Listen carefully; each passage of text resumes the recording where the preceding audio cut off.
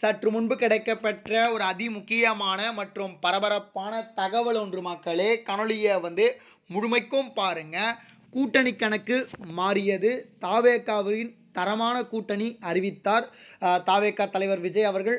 எந்தெந்த கட்சிகள் தாவேகாவுடன் கூட்டணி வகுக்க போகிறது, இல்லை தாவேகா தனித்து போட்டியிட போகிறதா அப்படின்றத பற்றி நீங்கள் தெரிஞ்சுக்கணும்னு நினச்சிங்கன்னா நம்முடைய சேனலுக்கு நீங்கள் இப்போ தான் ஃபஸ்ட் டைம் வந்திருக்கீங்கன்னா மறக்காமல் நம்ம சேனலை சப்ஸ்கிரைப் பண்ணிட்டு பக்கத்தில் இருக்கக்கூடிய பெல் பட்டனை ஆலில் செட் பண்ணி வச்சுக்கோங்க. அப்போ தான் நம்ம போடுற ஒவ்வொரு அப்டேட்ஸும் பார்த்தீங்கன்னா உங்களுக்கு நோட்டிஃபிகேஷனில் வரும். இப்போ வாங்க வீடியோக்குள்ளே போயிடலாம். அதாவது 2026 சட்டமன்ற தேர்தல் வருவதற்கு இன்னும் ஒரு சில மாதங்களே இருக்கக்கூடிய சூழ்நிலை. தற்பொழுது தேர்தல் களமானது அனல் பறந்து கொண்டிருக்கிறது அப்படின்னு சொல்லலாம். ஒரு பக்கம் ஆளுங்கட்சியாக இருக்கக்கூடிய திமுகவும் சரி, எதிர்க்கட்சியாக இருக்கக்கூடிய அதிமுகவும் சரி, சரிக்கு சமமாக கூட்டணியை அறிவித்து கொண்டிருக்கிறார்கள். இவர்கள் ஒரு கூட்டணியில் கட்சிகளை கூட்டணியில் சேர்த்தா இன்னொரு பக்கம் பார்த்தீங்கன்னா அவங்க கூட்டணியில் சேர்க்கிறாங்க அப்படின்ற மாதிரி போயிட்டுருக்கு. இந்த தடவை பார்த்தீங்கன்னா எப்படியாவது வெற்றி பெற வேண்டும் அப்படின்றதுல எடப்பாடி பழனிசாமி அவர்கள் உறுதியாக இருந்துட்டு வர்றது.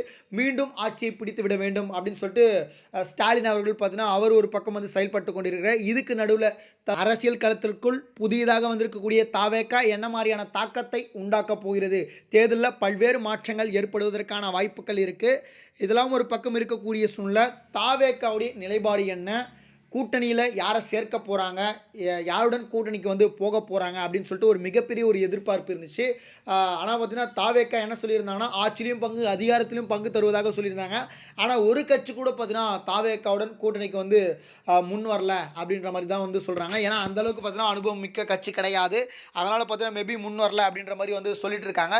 இந்த சூழ்நிலை தற்பொழுது பார்த்தீங்கன்னா ஒரு 2 கட்சிகள் தாவேகாவுடன் கூட்டணிக்கு வர உள்ளதாக இது மிகப்பெரிய ஒரு செக்காக திமுகவுக்கு பார்க்கப்படுகிறது. காரணம் என்னன்னா திமுக கூட்டணியில் இருக்கக்கூடிய காங்கிரஸ் பார்த்தீங்கன்னா ஆட்சியிலையும் பங்கு அதிகாரத்திலையும் பங்கு அப்படின்ற மாதிரி கேட்டுட்டு இருக்காங்களாம்.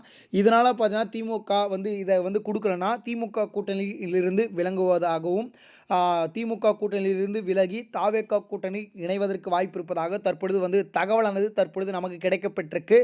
இது மட்டும் இல்லாமல் இன்னொன்று, நேற்றைய தினம்தான் தேமுதிக தலைவர் பிரேமலதா அவர்கள் கூட்டணியில் இணைந்திருக்கக்கூடிய சூழ்நிலை. இது விசிகேக்கு பிடிக்கல அப்படின்ற மாதிரி சொல்கிறாங்க. இதனால் பார்த்தீங்கன்னா விசிகவும் பார்த்தீங்கன்னா விலக உள்ளதாக தற்பொழுது தகவலானது கிடைக்கப்பட்டிருக்கு. ஏன்னா தேமுதிகவுடைய கொள்கையெல்லாம் வேறு, ஆனால் பார்த்தீங்கன்னா இங்கு திமுக விசிகா காங்கிரஸ் இவங்களுடைய கொள்கையெல்லாம் வேறு. அது எப்படி செட் ஆகும் அப்படின்னு சொல்லிட்டு பார்த்தீங்கன்னா திருமாவளவன் அவர்கள் கேட்டிருந்ததாகவும் இதனால் பார்த்தீங்கன்னா கட்சியில் மோதல்கள் வெடித்திருப்பதாக தற்பொழுது தகவல் கிடைக்கப்பட்டிருக்கு. இதனால் பார்த்தீங்கன்னா ஒட்டுமொத்த திமுக கூட்டணியும் பார்த்தீங்கன்னா உடைய இருக்கிறதாக தற்பொழுது தகவலானது நமக்கு கிடைக்கப்பட்டிருக்கு. இதை பற்றி நீங்கள் மக்கள் என்ன நினைக்கிறீங்க? இந்த கூட்டணி தற்பொழுது விலகி தாவேகாவுடன் கூட்டணியில் இணைவதற்கு வாய்ப்பு இருக்குது அப்படின்ற மாதிரியான தகவல் கிடைக்கப்பட்டிருக்கு. அப்படி ஒருவேளை கூட்டணியில் இணைகள்னால் தாவேகா தனித்து தான் போட்டியிடுவதாக பார்த்தீங்கன்னா முடிவெடுத்திருக்காங்க. 234 தொகுதிகளிலும் பார்த்தீங்கன்னா தாவேகா தனித்து போட்டியிடுவதை தவிர வேறு வழியே கிடையாது அப்படின்ற மாதிரி அரசியல் வட்டாரங்களை பேசிட்டு வராங்க. இதை பற்றி மக்கள் நீங்கள் என்ன நினைக்கிறீங்க அப்படின்றத உங்களுடைய கருத்துக்களை கமெண்டில் தெரிவிங்க. இதுபோல் சுவாரஸ்யமான அரசியல் உண்மை நிலவரங்களை நீங்கள் உடனுக்குடனே தெரிஞ்சுக்கணும்னு நினச்சிங்கன்னா நம்முடைய சேனலை மறக்காமல் சப்ஸ்கிரைப் பண்ணி வச்சுங்க. நன்றி. அடுத்தடுத்த வீடியோவில் சந்திப்போம். நன்றி, வணக்கம்.